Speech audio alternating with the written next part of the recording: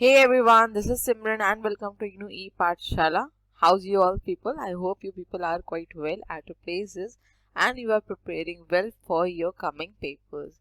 So actually, one topic was left by mistake which is very important for exams. Okay, so today we will be discussing about the India's experience in international marketing. Okay, so we have already completed unit 1 of IPO2 and unit 2 is about to complete. Okay, so if any one of you who have not watched the videos, do watch it and please like, share and subscribe the channel, and don't forget to press the bell icon for regular updates.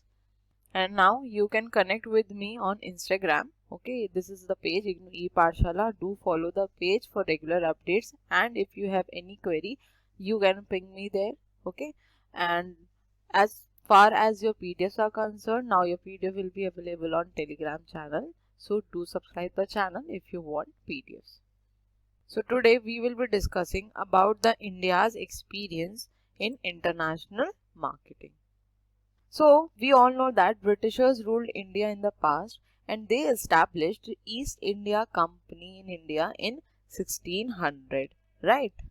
So the establishment of East India Company opened doors for trade in India as well, because what Britishers used to do, they know that what India had in abundance, whether it is a skill based product or whether it is a natural endowment product, they started exporting those products to their region, right?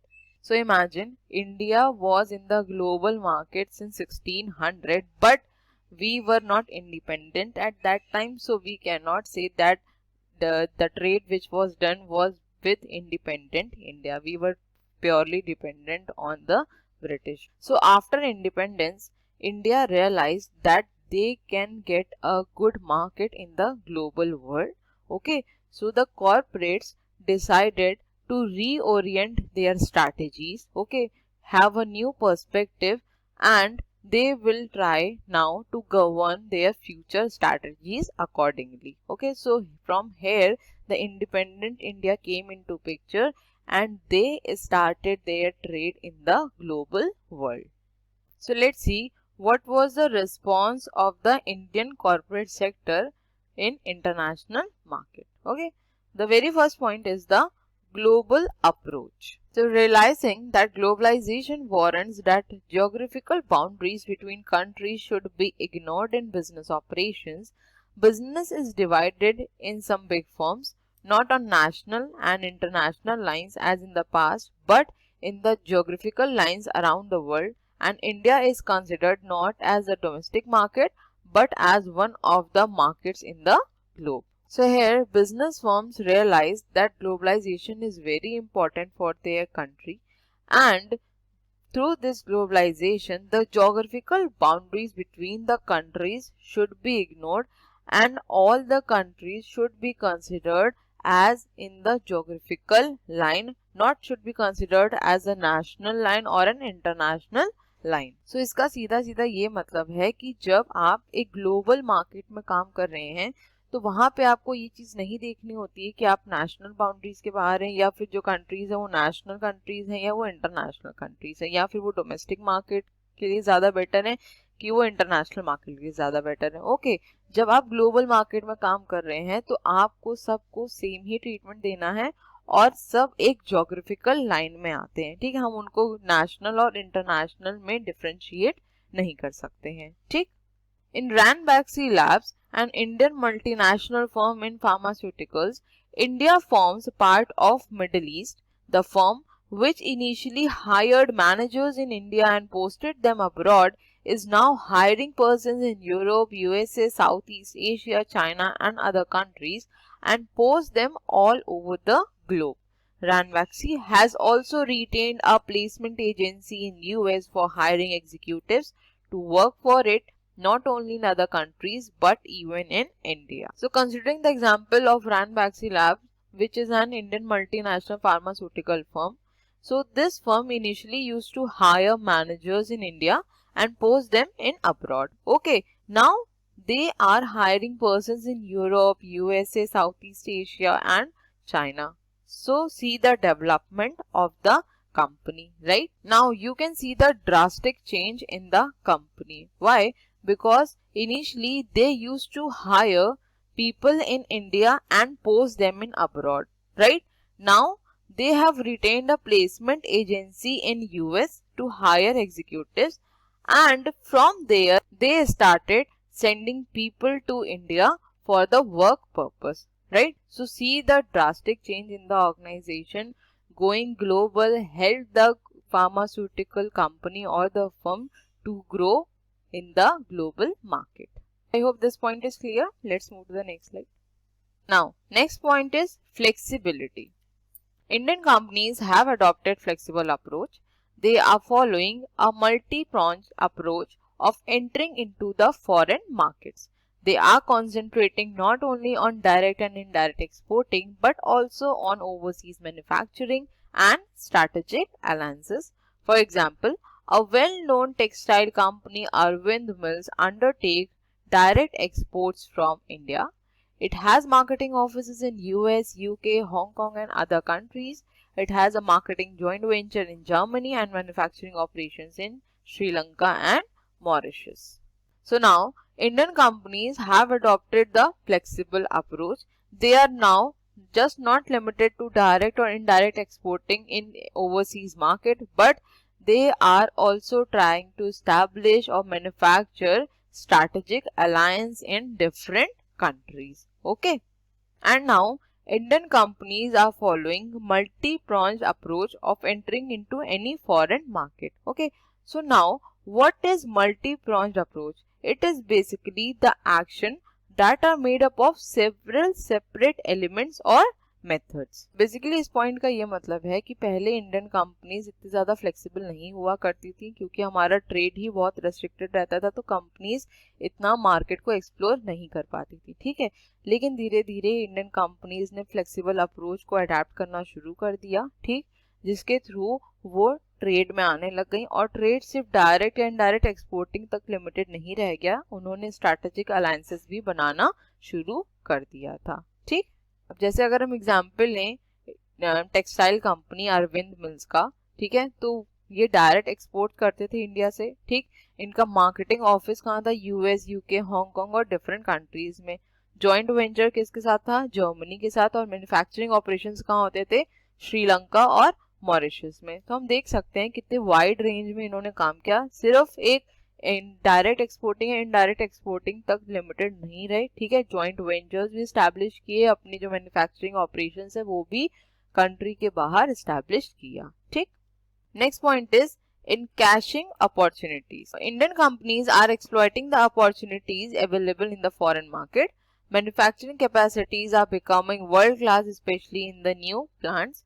Ranbaxy, Arvind Mills, Bajaj Auto have achieved global size in their operations by creating demand for their products. Now, with the development of trade in the global world, Indian companies realize that there are opportunities in the foreign market and they can exploit these opportunities quite well. Okay, so Ranbaxy, Arvind Mills and Bajaj Auto captured the market by creating demand for their products. तो Ranbaxy, Arvind mills और Bajaj auto, इन firms को ये realise हो गया था कि opportunities हैं foreign market में और अगर हम इनको प्रॉपरली एक्सप्लॉइट करें, प्रॉपरली यूज करें तो हम ग्लोबल मार्केट में अपना एक पहचान बना सकते हैं, ठीक है. तो यही क्या होती हैं इन कैशिंग अपॉर्चुनिटीज की, कैसे आप जो अपॉर्चुनिटीज हैं उनको इनकैश कर सकते हैं, कैसे आप उनसे रेवेन्यू जनरेट कर सकते हैं, ठीक है. Next point is creativity. Many Indian companies have become creative and original. Indian companies have adopted innovative sales promotional tools to create demand in the overseas market in the face of severe competition. Expenditure have been increased by Indian companies in building brands. After sales service have been adequately provided for. So now Indian companies started becoming more creative and original in their work. Okay, they started adopting innovative sales promotional tools so that they can create demand for their product and can face the severe competition in the global market. Taking an example of a tractor company or tractor firm what they started showing video films in the local language on how to maintain and look after the tractors. So by adopting these type of innovative sales promotional tools, Indian companies are becoming more creative and original in their work and also providing after sales services to their consumers from time to time. तो Indian companies को ये realise हुआ कि अगर उनको global market में रहना है और कंपटीशन को फेस करना है तो उन्हें अपने प्रोडक्ट के अंदर कुछ चेंजेस लाने होंगे या फिर कुछ क्रिएटिव या ओरिजिनल करना पड़ेगा जिसके थ्रू उनके जो प्रोडक्ट है उसकी डिमांड मार्केट में बनी रहे। ठीक, अब ये कैसे किया जा सकता था? कुछ इनोवेटिव सेल्स प्रमोशनल टूल्स को यूज किया गया, अपने जो प्रोडक्ट है उसको किस तरह अच्छे से प्रमोट किया जाए इस पे काम किया गया ताकि जो प्रोडक्ट है वो हमेशा पिक्चर में रहे, लोगों की नजर में रहे। ठीक है, अब अगर हम एक एग्जांपल कंसिडर कर लें, जैसे कि टूरिज्म का एग्जांपल कंसिडर करते हैं, तो आपको पता ही होगा कि गुजरात टूरिज्म का एड मिस्टर अमिताभ बच्चन जी करते हैं। ठीक है, तो वो दिखाते हैं ऐड में कि गुजरात कितना अच्छा है, क्या टूरिस्ट अट्रैक्शंस हैं, है ना। और लास्ट में लाइन क्या बोलते हैं? कुछ दिन तो गुजारिए गुजरात में, है ना। तो अगर इस एड को इतना क्रिएटिव ना बनाया जाता तो क्या ये पीपल को अट्रैक्ट करता? नहीं करता। देखिए यहाँ अट्रैक्शन की दो वजह हो गई। एक तो जो ऐड कर रहे हैं that is mister Amitabh Bachchan, ठीक है, लोग उनको आइडल मानते हैं और बहुत बड़े सेलिब्रिटी भी हैं, तो हम लोग इन्फ्लुएंस हो जाते हैं। ठीक है, और दूसरी चीज ये कि जब आप ऐसे ऐड डिस्प्ले करते हैं और जगह दिखाते हैं थोड़ी, तो लोग अट्रैक्ट होते हैं उससे। ठीक है, तो ये क्या है, एक तरह से क्रिएटिव ऐड बनाने की कोशिश की गई थी, वरना क्या ये ऐड एकदम सिंपल वे में नहीं बनाया जा सकता था? बनाया जा सकता था, लेकिन जो एडवर्टीजमेंट एजेंसीज हैं या फिर जो एडवर्टीजमेंट बनाती हैं उनको पता है कि हम कैसे लोगों को इन्फ्लुएंस कर सकते हैं। ठीक है, सो आई होप ये समझ में आ गया। Next point is responding to environmental changes. Indian companies have realized the role of regional trade blocs and have reoriented their business strategies. They have established their offices in one of the member countries of the regional trade blocs to gain access to the markets in the other member countries. In the light of growing awareness of the harmful effects of synthetic products and chemicals, many Indian firms have succeeded in breaking into overseas market with the herbal-based cosmetics and toiletries, Ayurvedic medicines and health products. Now, in the current scenario, Ayurvedic and herbal products are trending in the market, right? Now, people don't want to use synthetic products or chemical-based products. Instead, now they are quite aware and they are health conscious, and for their health and to survive long, they know that they have to switch to herbal and Ayurvedic products. So Indian companies, they realize the role of regional trade blocs and reoriented their business strategies. Now what is regional trade blocs? The particular region in which a country comes. Okay, so now they started establishing their companies or offices in their regional blocs so that they have reached to different other member countries as well to sell their products. Okay. So now what they are trying to do, they are trying to respond to the environmental changes which they are seeing in the global market. Okay. तो यहाँ पे Indian companies को ये realise हुआ कि regional trade blocks बहुत important हैं और उन्हें अपनी जो बिजनेस स्ट्रैटेजीज हैं उसको उस अकॉर्डिंग बदलना पड़ेगा। ठीक, अब ये रीजनल ट्रेड ब्लॉक्स क्या होते हैं? तो बेसिकली ये एक एसोसिएशन होता है, ठीक है, नेशंस का, एक गवर्नमेंटल लेवल पे, ताकि वो ट्रेड को प्रमोट कर सके और जो उसके अंदर जितनी भी कंट्रीज आ रही हैं उस पर्टिकुलर रीजन के अंदर उनको प्रोटेक्ट कर सके दूसरी कंट्रीज से। मतलब कि जो एक पर्टिकुलर रीजन के अंदर जितनी कंट्रीज हैं वो आपस में ट्रेड इजीली कर सके, वहां पे कोई ट्रेड बैरियर्स नहीं रहते हैं, कोई रेस्ट्रिक्शन नहीं रहते, तो ट्रेड जो है वो फ्रीली किया जा सकता है। ठीक, तो जो भी कंट्रीज हैं, मेंबर कंट्रीज हैं, उनमें अपने ऑफिसेज को इसीलिए स्टैब्लिश किया गया और ये ऐसा सोचा गया ताकि जो ट्रेड है उसको इजीली परफॉर्म किया जा सके और जो एनवायरनमेंट में जो चेंजेस आ रहे हैं उसको इजीली अडेप्ट करके जो प्रोडक्ट्स की डिमांड बढ़ रही है उसको फुलफिल किया जाए।